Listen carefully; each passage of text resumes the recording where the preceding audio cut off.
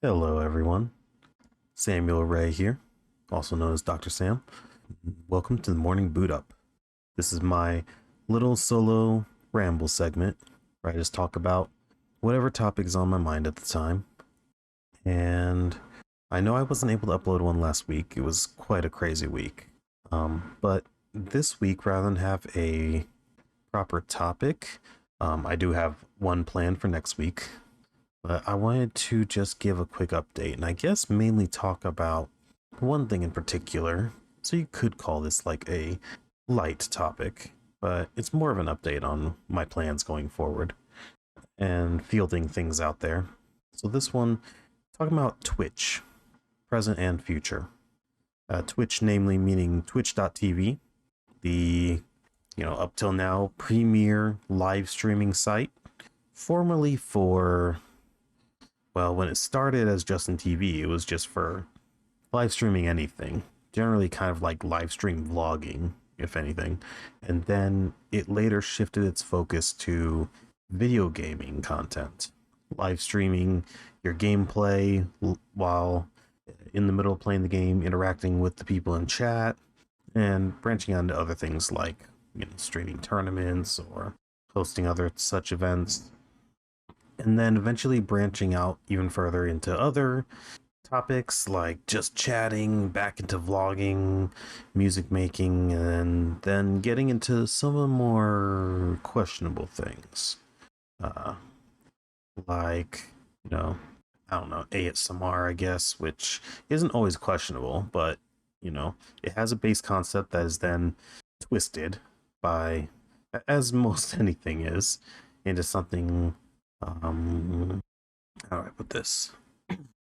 Suggestive to outright nearly, much more than suggestive. Like ASMR streams that focus much more on a certain type of visuals rather than proper ASMR, or the dreaded hot tub streams, where people definitely leverage the fact that spicy stuff sells. And so, kind of filling a platform that previously was not focused on that, filling that kind of platform, which Twitch used to be, with that kind of stuff, and for a time changing the meta because, well, it was just so lucrative. And it really kind of created a disadvantage for anyone who didn't lean on that. Until Twitch, rather than put their foot down and banning that type of content from a platform with a minimum user age for account creation of 13 years old. So we're talking minors here who can be exposed to that stuff on Twitch, kind of filling that up and not really eliminating it from the site, which was a real, I mean, obviously Twitch chasing the money. It's super lucrative because people, there's people throw some of the most money out there when it comes to online entertainment. So obviously they throw a lot of money at these streamers who do these kind of content, and Twitch takes a big cut, 55 to 75% cut. So yeah, it was really lucrative not only for the streamers who did that stuff, but for Twitch itself. And that's clearly why they didn't just completely eliminate, bring down the hammer and eliminate that type of content from their platform. Instead, they gave it its own category, which, yes, it kind of segmented it off from the rest of the content, which was good, but still suboptimal in my opinion. But, that's just my opinion on that. I know I'm in a minority in being someone who's completely divorced from that type of stuff and keeps myself completely separate from it. But that aside, Twitch has gradually been making little changes here and there behind the scenes that to the working of the site, the ad system, the revenue split system, the affiliates and partner system, and just so many different workings. Like, you can't even turn off ads whatsoever, even if you're not an affiliate or partnered streamer and you don't make a cent off of ads. You're not even allowed to turn off ads completely, which is nuts because when the streamer's not benefiting, there's they still have to subject their viewers to ads at some point or another, or have to try and work around, ad system that cannot be deactivated, which that's a headache in and of itself. And then even if you are affiliate and you know, make some ad revenue, it's such a small amount of money per view that it's not even worth it unless you have hundreds to thousands of viewers on average. And the amount of streamers on Twitch who have that type of viewership on the reg are less than 1%. Let's be honest. I like to be generous and say like the top 2%, top 2 to 20%, but honestly, 6 average viewers puts you in the upper, what was it? Like nearly the upper 20% or something like that. And 6 viewers, that's normally you would not think of that as much. But that's below double digits, and it's still in the upper minority of the entire platform. So the platform is heavily saturated and just does absolutely nothing to help smaller creators gain any traction as well. The discoverability of anyone under, I would say, 15 viewers is just crap. If you look on the homepage for recommended smaller streams, it's never anything less than 15 to 20 views at that moment. Never is. I think the smallest stream I've ever seen in the recommended smaller streams section was 12 viewers. And that's double that threshold of 6 that puts you in the upper percentages on the entire website. Like, that's just crazy if you think about it. Like, recommended smaller streamers doesn't even recommend any smaller streamers. Let's be honest. It recommends streamers who are in the upper percentages, just not the top of the top. That's what they label smaller streamers, which really puts into perspective how it views anyone who is in the affiliate range, which means 3 average viewers, or has earned 3 average viewers for about a month at some point in time. And like in my case, I reached affiliate after about 3 months of consistent streams, 1 to 2 times per week. Back when I was in an old job with consistent schedule and less than 40 hours per week at my old job. And then when I was unemployed for a few months, I was able to stream a couple times every week on consistent days. So I reached affiliate, and then after reaching affiliate, my average viewership went right back down to 1 and 2. So I was only able to have that 3 average viewer requirement to reach affiliate for about a month. And then it went right back down and never got back up to 3. So to be affiliate, you don't even have to hold a consistent 3. And 3 is halfway to that upper percentages. It's like just the how the policies indicate the way that they view streamers. Anyone who's not bringing in hundreds to thousands of viewers every stream and making tons of ad revenue for the website, which they share a smaller percentage, 45% at most, I think it was. And that's the streamer earning.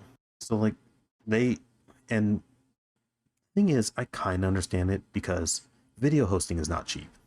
Hosting servers or renting servers, running servers that host thousands of live streams, the majority of which don't even earn much in the way of ad revenue or subscription revenue or bits donations revenue. Yeah, the company's going to be losing a lot of money on those streams. So I get why Twitch is doing it. Doesn't make it any more ideal or agreeable, but they seemingly are trying to purge those smaller streamers that don't earn them much money and that they don't make enough money. They're hosting those streamers at a loss. So by changing their rules to having an actual, although vaguely stated, having an actual like minimum frequency and quality guidelines for the content that streamers provide on the site. If you're not streaming enough or providing high enough quality content, then they can terminate your affiliate or partner status. but they're so vague in the wording because I read it myself. So vague in the wording, there is no like tangible guideline for what constitutes low quantity or low quality. So they could be extremely arbitrary about it, and there's nothing that you can do about it. And as someone who only has the free time to stream once per week, I have no idea if that's within that guideline because it's so vague.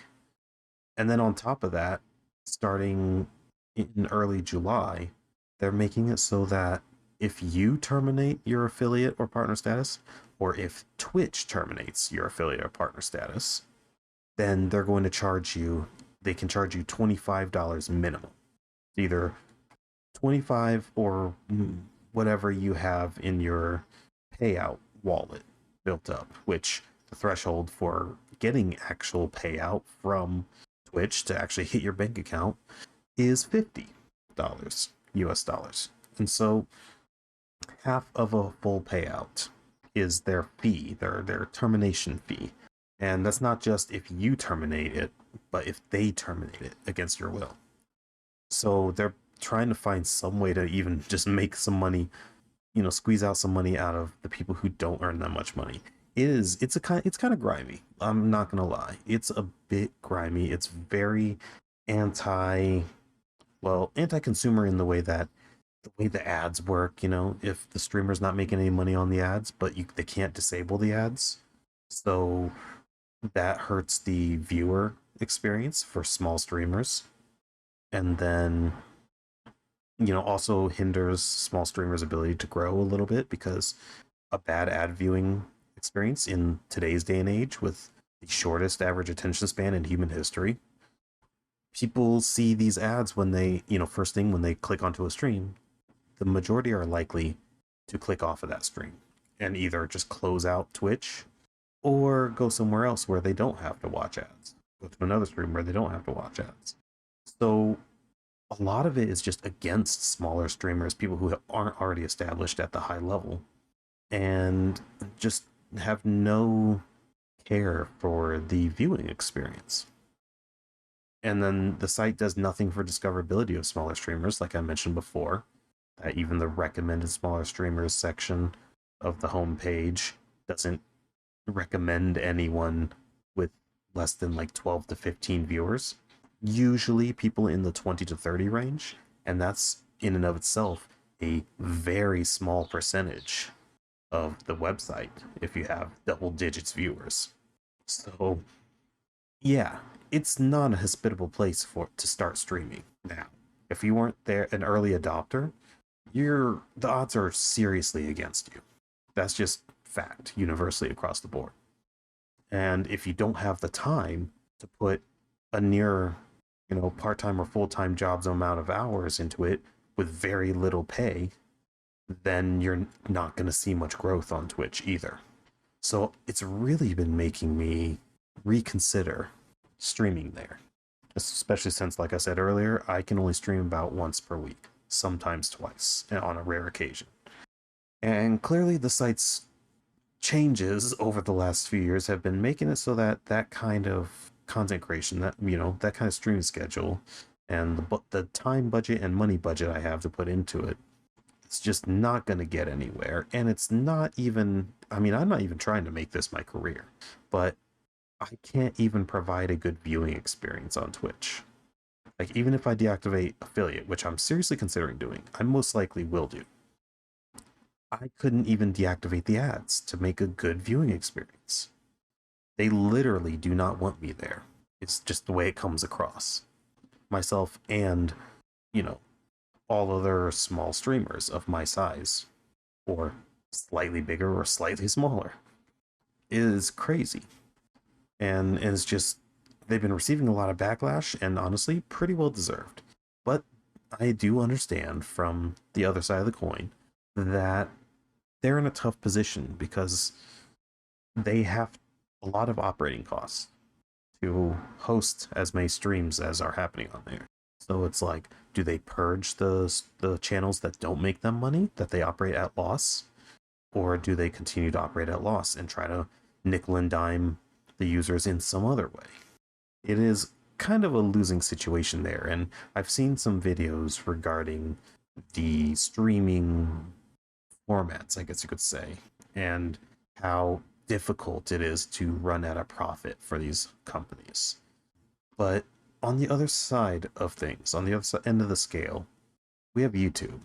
And while YouTube has its flaws, absolutely, especially in the way that their algorithm runs and the way that they handle disputes and um, reports and stuff like that, especially unjust ones and undeserved ones. They often have a bot that seems to review a lot of these kind of situations. Um, it still is a better platform for small creators. I've noticed in my time on YouTube, which has been almost 2 years, it will be 2 years as of July, it is still a better place for small creators. Yeah, we don't get to make any money through ad revenue until we reach a certain threshold. However, YouTube has just announced that they are reducing that threshold to reach the YouTube partner status. While lower level partners, there's two tiers now, beginner tier and pro tier, so to speak. Lower tiers aren't going to make ad revenue still, but they do unlock monetization abilities for viewers to directly donate to them via channel memberships, super chats midstream, super thanks, and super stickers. So multiple ways for viewers to contribute to them, whether it be viewers of their videos or viewers of their live streams. But so that's available. So basically YouTube's got an equivalent to affiliate now. And I'm already kind of on my way to it. I don't think I will achieve it anytime soon still, but it's a lot more possible than getting anywhere on Twitch. And then the algorithm, while flawed, it does push your content out in front of people who are more likely or most likely to enjoy your content. My worst viewed videos, or at least most of my least viewed videos, have received more views in their lifetime than any live stream of mine on Twitch. And then on top of that, YouTube actually counts VOD views for old live streams. It turns them into videos, and views for those count towards everything. Your watch time requirement to reach, partner, and if you once you are partner, your ad revenue, it counts those. Whereas on Twitch, guess what creators get for views on their VODs of old streams? For one, if you're affiliate, the streams only stay for, I think it was a month. And if you're not affiliate, they stay on the site for 14 days. So you gotta, whatever you're gonna do with them, you have to do it pretty quickly. But if someone goes onto your Twitch channel and watches a VOD of an old stream, right, a stream that's already over, the streamer gets nothing. Twitch still runs ads on it, but they get no ad revenue from those views. Only ad revenue is earned for live streams. So not only does watching a VOD of a streamer do nothing to support them, so it's literally almost, it's treated as freeloading on Twitch. You are, by watching the ads before a VOD, you're giving money to Twitch, but not to the streamer that you're watching the VOD of. So on top of that, the site basically treats the streamer as if you don't exist. If you're not live, you're not getting recommended to any user, any viewer. It is just so against, it's just so against the creators who aren't already big. It is insane. And it's only getting worse with each change Twitch makes. And then YouTube, meanwhile, is actually improving. They're improving the streaming and viewer experience. For live streams, the algorithm actually does push your VODs as videos, and those views still contribute to you as a creator.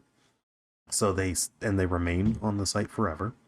So you don't even have to worry about, having to hurry and do something with your VODs. However, you can use the built-in video editor to trim down your VODs and make them more digestible, a little shorter. And that actually can benefit you, because then people watch your VODs. It's more, they're more likely to watch your VODs when they're shorter, and it stays on your channel and benefits you.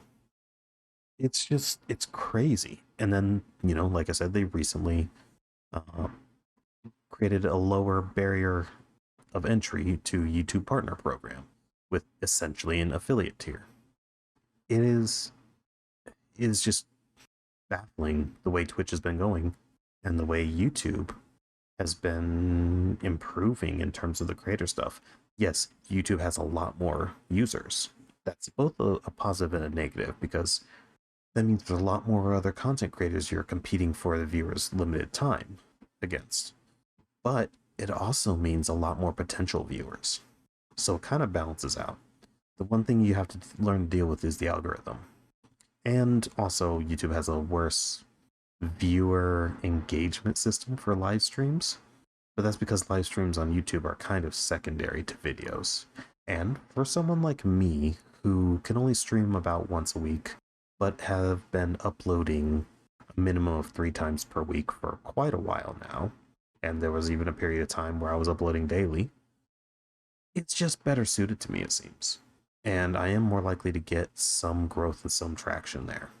Heck, a recent video that I made on Armored Core 6 after that trailer came out most recently, it has gotten nearly 500 views, making it the most viewed video I've ever made in these last 2 years.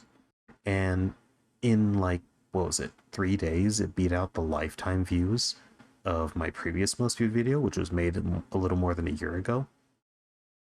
So, like, sometimes you can find something that just brings the views in. And if you then lean into that, you might actually get somewhere. The potential is there and it's much more viable than on Twitch. Growing on Twitch is so hard. You have to grow on outside platforms and then count on a small percentage of people from those platforms making the jump over to Twitch. It takes so much work to get anywhere on Twitch compared to the payoff you get. And even then, if you don't have, if the cards don't fall just right, it's going to be near impossible to get anywhere, any traction at this point in time. So, just as a new creator, Twitch is not the place to go. Your best bets are to either take a risk on Kick or do YouTube. And while it's, on YouTube it's going to be slower growth, it's more likely to be steady growth.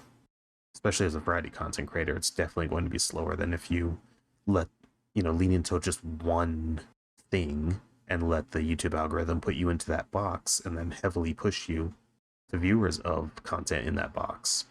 That is a faster way to grow on YouTube, but then you become intrinsically tied to that one thing. And if that one thing becomes stagnant or, dies out, then you're kind of screwed because the majority of your audience are not interested in anything else that you might want to bring to them. So you're better off doing variety content, but it is going to be slower growth because of how the algorithm works. That slower growth will still be more steady because you're going to draw in an audience. Well, the audience members you're going to retain are going to be the ones who enjoy your content for you. And if you keep at it, growth is actually more possible once you find your niche audience. So, yeah, I mean, at this point, I'm pretty much certain that I'm going to be fully making the jump over to YouTube for my gaming content. It just, like, for my live streams, that is. It's just much more suited to my schedule and my style at the moment. Still taking into consideration some other stuff, but I'm honestly not too willing to try out Kick until they have robust enough auto mod features to keep the chat in order, since I'm, an all ages creator, and on Twitch I was able to use the auto mod to really keep certain things out of the chat. And unfortunately, some of those things I want to keep out of chat are much more prevalent on Kick because of the type of audience it seems to attract, which is people who are, very disgruntled with Twitch or who were banned from Twitch for one reason or another. And a lot of those reasons have to do with their conduct, behavior, and speech that got them banned off of Twitch. So you are more likely to run into some unsavory stuff on Twitch, especially with how closely associated it is with, well, the parent company's gambling service. So, and that, then the type of audience that attracts. So, yeah, I'm very hesitant to do anything on Twitch at the moment. So far, it seems like YouTube is just the way to go for me. Just to, you know, redirect my Twitch audience to my YouTube and just focus on growing that. And then still doing my podcast content, in audio only form, and just kind of doing things that way. So, if you have any thoughts or feedback on the topic of like Twitch versus other platforms, feel free to let me know. If you have any statistics or information or just opinions and thoughts, definitely let me know either in the YouTube comments or on Twitter. So hit me up at s_factor_sam. And you can at me, you can use the hashtag counterpickpod, all one word. Or, just leave a comment on this. But that's where that's where my brain's been the last few days. I've just been debating that, and then the additional information I've been learning after reviewing Twitch's new user, streamer agreement, and YouTube lowering the barrier to entry into the YouTube partner program at affiliate level. It's just really, I'm leaning into the direction of moving more heavily into YouTube rather than trying to continue any streaming activity on Twitch. I'm going to decide before July for sure. But yeah, there may only be like 1, maybe 2 more streams left for me on Twitch. And then I'll be fully over on YouTube. So if you want to see, if you enjoyed any of the content that I have uploaded on YouTube, or you enjoyed any of my streams on Twitch, make sure you subscribe to my YouTube. You can also find it by s_factor_sam. Same as my podcast name and same as my username on all social medias that I have an account on. So pretty easy to find me everywhere, honestly. That's pretty much all I want to talk about this week. So next week I'll have a proper topic, or no, I won't actually. I'm planning on recording a podcast episode this weekend. So if I do that, then that's going to be next week's upload. It'll be a main feature podcast episode. If not, then I'll do another morning boot up. So yeah. All right, that's it for me. I'm going to go on with the rest of my day. Hope you have a great rest of your day, and I'll see you next time. In the meantime, between now and then, make sure to keep learning and enriching your minds. That's how you keep yourself growing. All right, later.